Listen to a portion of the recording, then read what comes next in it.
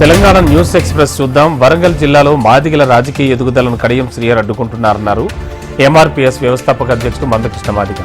ఆయన ఎదుగుదలకు మాదిగ సామాజిక వర్గాన్ని ఉపయోగించుకున్నాడన్నారు.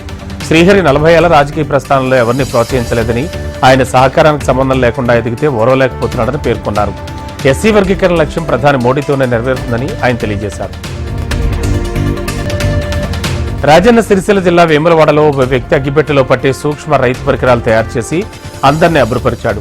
కథలాపూర్ మండలం ఇప్పపల్లి గ్రామానికి చెందిన చంద్రప్రకాష్ జీవనోపాధి నిమిత్తం కులవృత్తి చేస్తూ జీవనం సాగిస్తున్నాడు. రైతుకు ఉపయోగపడే అనేక పరికరాలు చేస్తూ తన ఆలోచనలతో అగ్గిపెట్టెలో పట్టే రైతులు ఉపయోగించే పరికరాలను సూక్ష్మంగా తయారు చేసి గ్రామస్తులు అబ్బురపరిచాడు. ఉపాధి నిమిత్తం ప్రభుత్వ పరంగా ఆదుకోవాలని చంద్రప్రకాష్ ప్రభుత్వాన్ని వేడుకుంటున్నాడు. కొమురం భీం జిల్లా చింతల మానేపల్లి మండలం గూడెం గ్రామంలో అధిక ధరలకు మద్యం విక్రయిస్తున్నారని ఆ గ్రామానికి చెందిన కొంతమంది కాగజనగర్లోని అబ్కారీ సీఐకి ఫిర్యాదు చేశారు. తమ గ్రామంలో ఉన్న మద్యం షాప్ యజమాని ఒక్కో క్వార్టర్ బాటిల్పై నిర్ణీత ధరకు అదనంగా 2 లీటర్ల బాటిల్పై 300 రూపాయలు అదనంగా తీసుకుంటున్నారన్నారు. ఇదేమిటి అని ప్రశ్నిస్తే నా ఇష్టం అంటూ దురుసుగా ప్రవర్తిస్తున్నట్టు అన్నారు. అధికారులు సంబంధిత దుకాణదారులపై చర్యలు చేపట్టాలని ఫిర్యాదు చేశాడు. లిక్కర్ కుంభకోణంలో ఢిల్లీ ముఖ్యమంత్రి కేజ్రీవాల్ అరెస్టును ఖండిస్తూ ఖమ్మం నగరంలోని డీసీసీ కార్యాలయంలో సమావేశం ఏర్పాటు చేశారు. ఈ కార్యక్రమంలో ఇండియా కూటమి Congress, Aam Aadmi party, CPI, CPM, mass line పార్టీల నాయకులంతా కూడా పాల్గొన్నారు. బీజేపీ ఎన్నికల్లో ఓటమి భయంతోనే లిక్కర్ కుంభకోణంలో సంబంధం లేని వ్యక్తిని అరెస్ట్ చేయడం అప్రజాస్వామ్యమని ఆమ్ ఆద్మీ పార్టీ నాయకులు తిరుమలరావు అన్నారు. బీజేపీ ఇలాంటి చట్ట వ్యతిరేక పనులు మానుకోవాలని తెలిపారు.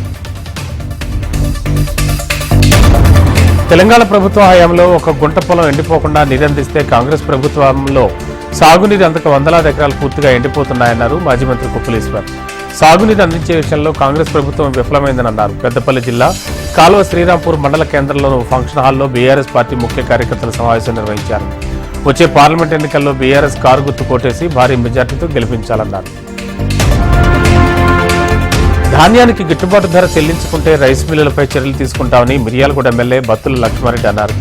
నల్గొండ జిల్లా మిర్యాలగూడ మండలంలోని పలు రైస్ మిల్లుల్లో ధాన్యం కొనుగోలు చేయకుండా మిల్లర్స్ ఇబ్బందులు పెడుతున్నారని ఎమ్మెల్యేకు రైతులు ఫిర్యాదు చేశారు. దీంతో ఆయన రైస్ మిల్లులను సందర్శించారు. వరి ధాన్యం కొనుగోలు కోసం మిల్లుల వద్ద పడిగాపులు కాస్తున్న రైతులను పరామర్శించి సమస్యలు అడిగి తెలుసుకున్నారు. రైస్ మిల్లర్స్ మద్దతు ధరకు ధాన్యాన్ని కొనుగోలు చేసేలా చర్యలు తీసుకోవాలని ఆయన ఫోన్లో సంబంధిత అధికారులను ఆదేశించారు.